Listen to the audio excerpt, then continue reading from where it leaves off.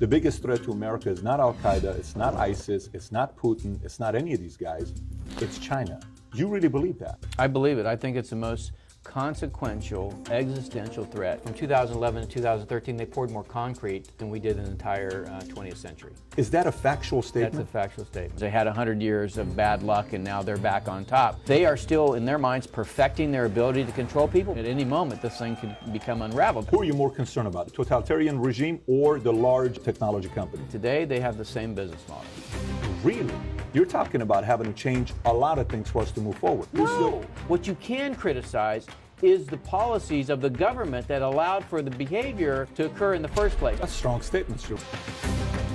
Not only can you not opt out, you don't know who owns the data. Everything that you do can be watched. Is it political? To me, it's not political. It's not about quid pro quo. It's about adopting Xi Jinping's worldview. There is terabytes and terabytes of data that's created about you, and you have no control over it. All right, today I have a special guest, General Robert Spalding, who wrote a book called Stealth War: How China Took Over While America's Elite Slept. He was the former senior director of strategy at the National Security Council when I think Trump tweeted out something in 2014.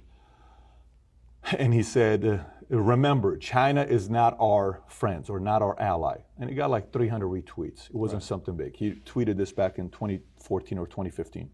And then all of a sudden, one day, everybody in the news is talking about 5G. And prior to that day, we weren't really talking about it. And all of a sudden, hey, we got to be the leader in 5G. I'm like, 5G? So I'm going to start looking at 5G. Okay, 1G, 2G, 3G. 1G is the regular phone back in the days. 2G is whatever. 3G is the iPhone, and then 4G is the latest phone. And then now 5G is going to be changing the game. And most people go to, well, 5G is just a faster phone, right? Because that's what initially, we've always seen the G linked to a phone. Oh my gosh, I can download a movie in 3.6 seconds now on Netflix, a 2-hour movie, where before it was 3 minutes or 6 minutes, whatever, right? When you think about 5G, what do you think about of 5G and the capabilities and what it can really do to whoever that has access to it? That's a good question. So if you go back to 2007, when the iPhone came out. 2007. The top 5 in market cap were AT&T, General Electric, Microsoft, ExxonMobil, and Shell. Right? The phone comes out in 2007. I had one, 3G network. It's not a very good experience. 4G network comes out. By the way, we're the second country in the world to build a 4G network.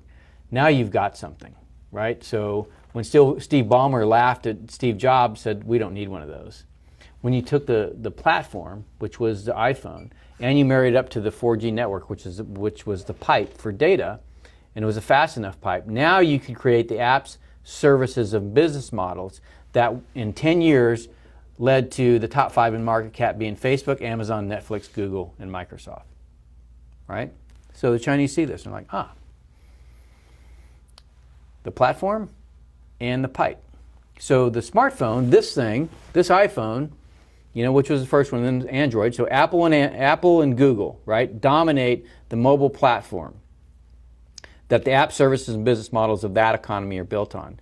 Now look at the iPhone. It's a hardware, software, tightly integrated, closed-walled system like Steve Jobs liked, and the data was encrypted. Why was the data encrypted? Why did San Bernardino happen? Because Apple's an American company, right? They know you want privacy. They encrypt their phone. So now you've got the platform, and Android also went on to encrypt their platform. So both encrypted, right? So private devices. Take the cloud away from it. Just look at the device itself. Sure. It's meant to be a private device. Right. Why? It's American product. Fast forward, to 2009. China starts to look at that. Says, okay, we want to dominate the next level, right? Not just the technology. We want the apps, services, and business models to be Chinese companies. And so Huawei gets hundreds of billions of dollars to develop 5G and ZTE. But then you have Baidu, Alibaba, and Tencent. So they're behind the Chinese firewall. They're protected. You can't have the fangs going in there. It's just the bats that control the e-economy within China. And then you start, at the same time you're developing 5G, right, the platform, and I'll get to that in a second, but you're also developing Baidu, Alibaba, and Tencent.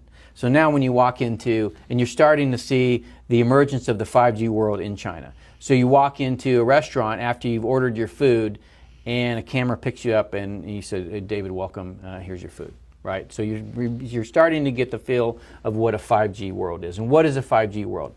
The platform is the network. So this is mobile computing paired with a pipe. 5G is computing and networking combined on the same platform.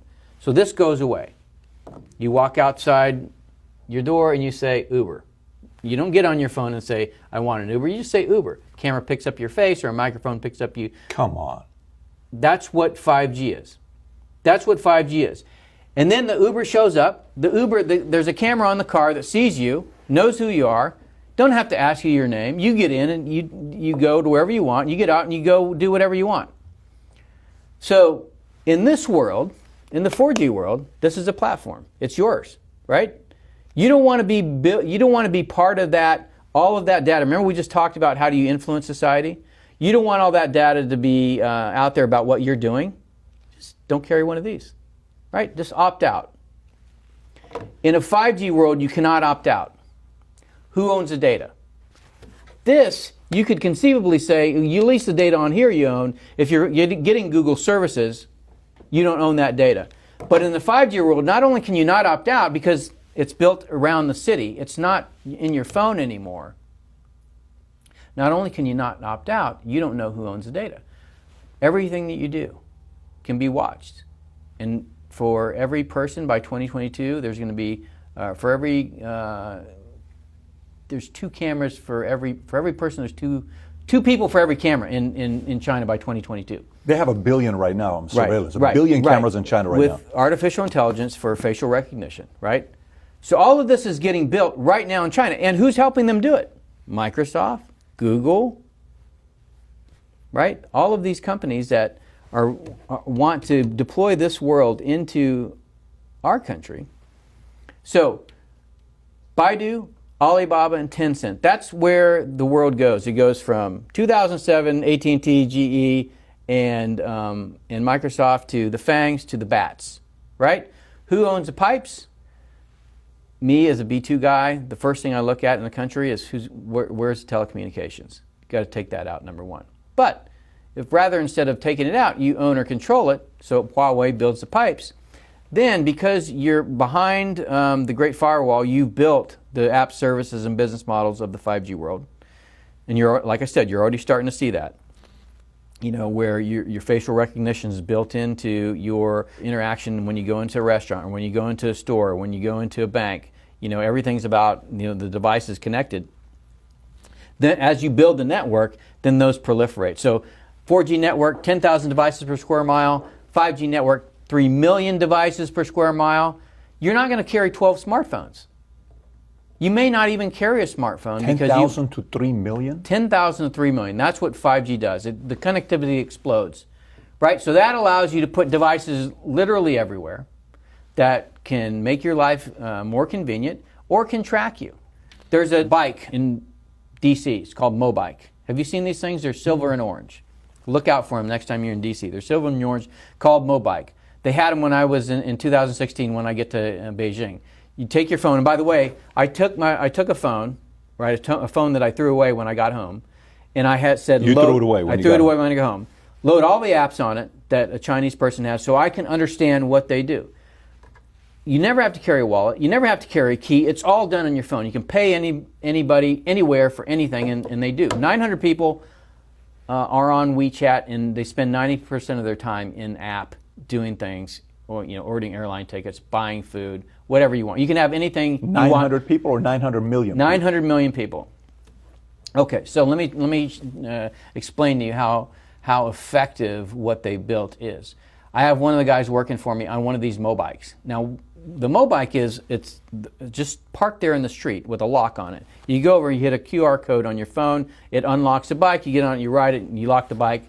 Okay, so where does that data go? They know it's you. You got on that bike. You went 2 locations. Okay, or you went to a location, so that data is available. So I have one of my guys. He gets on a Mobike, rides somewhere, has his iPad in the basket, gets off the bike, comes back to the embassy, and realizes, I forgot my iPad.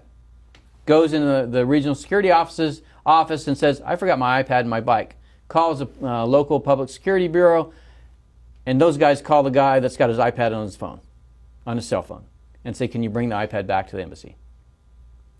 That's how wired Beijing is right